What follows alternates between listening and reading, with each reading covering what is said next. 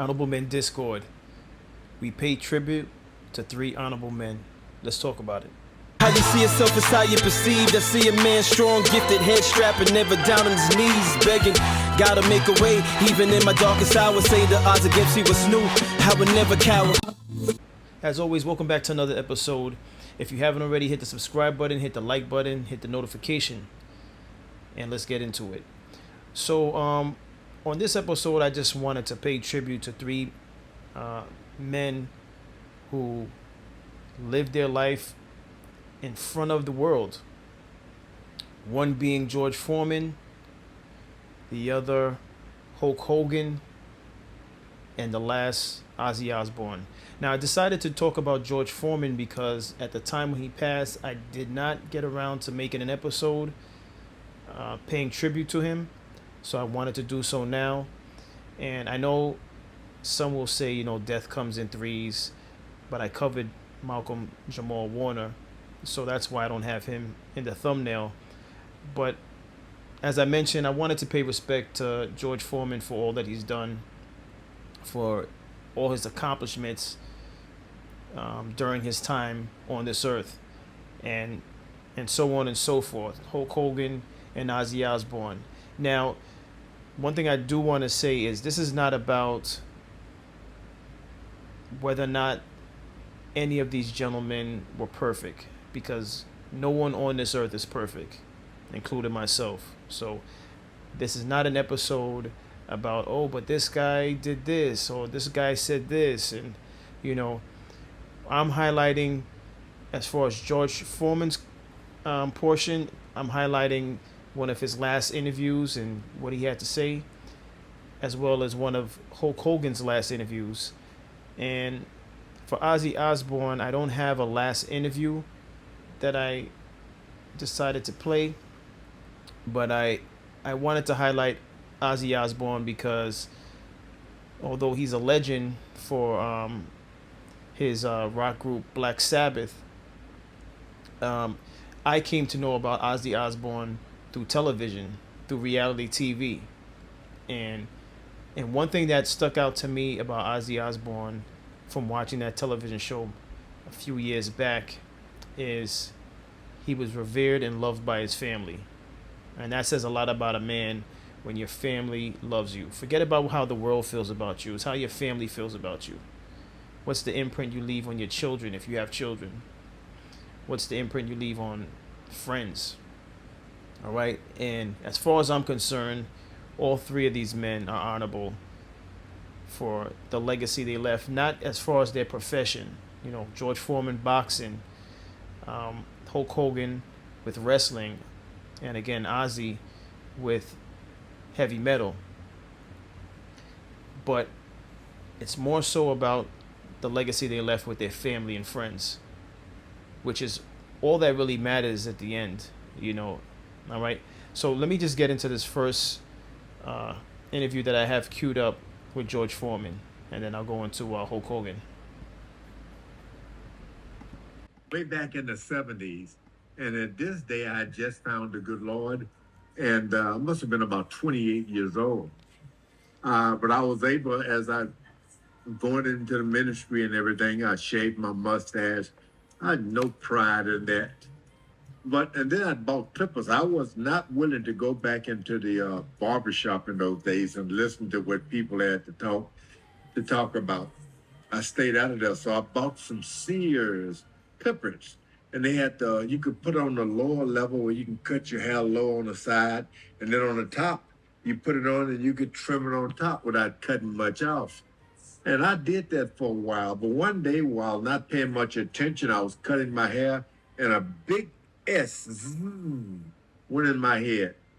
And I didn't know that the clippers had, the little separators had fallen off. And I looked in the mirror, I tried everything I could to shape it right. But it looked like something had happened to me. So I got the clippers and cut every drop of hair off my head just to make it even.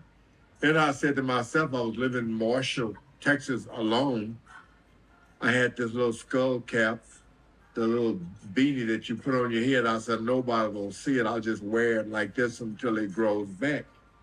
And at the same time, I was going daily to this ice cream store again in Marshall, Texas.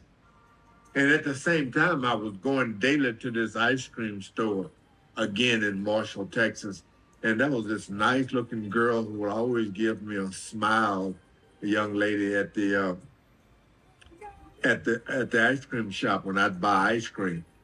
But one day I'd gotten there, and one of the girls who helped her just bust out laughing. Boy, she burst out laughing. I kind of laughed again. Then I looked at the other girl that I kind of had my eye on.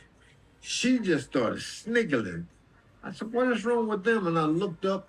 I had forgot to put my skull cap on.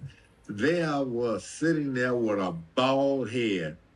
I never went back to that ice cream shop. I never did.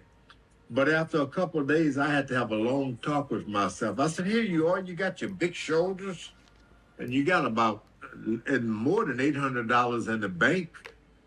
And you got a nice car, a Cadillac car, and you ashamed of yourself for something like that? And I never wore hair again. I never did. Not because I thought it was nice looking, but the idea, I looked around and fumbled around in the mirror, and I recaptured something that my mother loved about me, my face. She liked me, and I started to see myself and like myself again too. That's why I never wore hair again. I fell in love with me, and I never was ashamed of it, and I never grew hair again. Strange thing though, the last few years, I had this mind to get some dreadlocks. And I thought, maybe I'll buy a wig because the little bird started stealing more of my hair. And just a message to everyone, like yourself. Something goes wrong with you, always like yourself. If you like yourself, others will look at you and say, you know, I like her as much too. I still like him. Thank you. This is George Foreman. If you're a man... Now look at that message. Look at that message. Like yourself. You know, I agree. And I think it's safe to say we all at some point in time in our life have doubted ourselves. Some may still doubt themselves, but we all have gone through moments in our life where we might doubt ourselves as far as our appearance is concerned. You know, you try to fit in with your colleagues, you try to fit in with your classmates when you're in school, with those in your neighborhood, you know. But one of his last social media posts was powerful, you know, and it was to like yourself. And I know it seems easier said than done, but it's an important thing to do on this earth. It's be content and be satisfied with you, right? Because it starts with you. Anything that you aspire to do, it starts with you and whether or not you believe in yourself. Never mind how other people may feel about you. Don't ever let another person's definition of you become law. All right, so let's move on to Hulk Hogan, one of his last interviews. You look in great shape. I always heard something like it was good to drink beers while working out because it dehydrated and you really get beer muscles. Is that true? Well, the truth is, truth be told, before I wrestled, I always kept a case of beer in the dressing room. Yeah. Because the boys never had that treat. But when I was around, I had that. A little bit of stroke back then. Yeah. I'd keep a case of beer and the boys would hit it before we go to the ring. Made the matches much better. But that was then and this is now. But I did drink a beer every once in a while, you know, before I'd work out, just to have fun when the guys would come over. I didn't do it all the time. Sure. But we had one heavy-duty day a year, and that was called the John Matuzak Memorial Workout. And John Matuzak played for the Oakland Raiders. He played for the University of Tampa. He's a very good friend of mine. And when he passed away, his mom sent all this stuff to me, his clothes, pictures, everything. So every year, we'd have the John Matuzak Memorial Workout, and we'd start training at midnight We trained till the sun came up, and we trained every single body part. And we drank beer the whole time, bro. The only problem was it wasn't real American beer. But now we got a real American beer. I'm excited for beer. What young wrestlers right now do you see that, like, man, you see a lot of potential? And is there any guys you're a fan of currently, or? Well, there's a couple Americans there that Trump loves that we've been talking business with. So. Wrestlers-wise. WWE. WWE. Okay. Is there any wrestlers that? Oh, there's so many. Yeah, who's like the talent that you're like, man, I see a little. I mean, obviously, a lot of these wrestlers got something from you.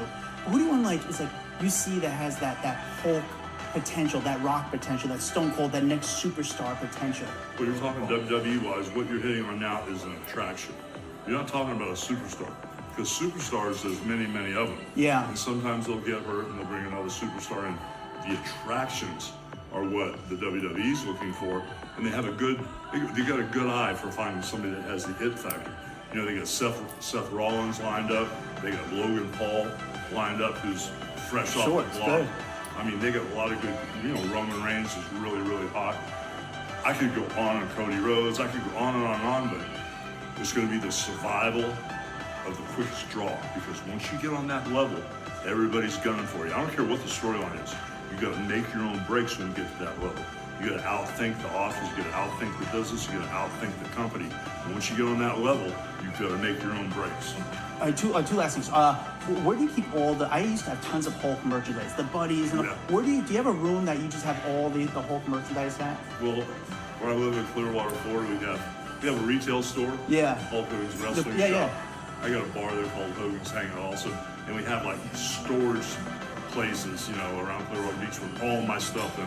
Pinball machines, wrestling buddies, yellow boots with Andre the Giant's blood on them, the real blood from Andre. So if we ever wanted to clone the Giant, Yeah. I got the blood, brother. So I mean, there's all kind of stuff. You look in great shape. Try. And that was Hulk Hogan. What I like about that particular last moment of him, one of his final interviews, is that you can see the passion that he has, the passion for just life, the passion to share stories, and I like seeing that within people, because it's not an easy thing to display, especially at his age, passing away in his 70s. Many times in this life, you go through so many different things, the loss of family members, friends, and so on and so forth, and it like steals your energy, it steals your zest for life. And Hulk Hogan, you can just tell he was very passionate and just appreciative and happy for all that he has. You could tell that in the interview. And if I'm wrong, maybe I'm wrong, but I sense that he was very appreciative of all that he accomplished through wrestling and all his other ventures, And one thing that stood out for me in that interview was when he spoke about how a friend of his, when he passed away, the family gave him some of his possessions, the friend's possessions was given to him. And that stood out to me.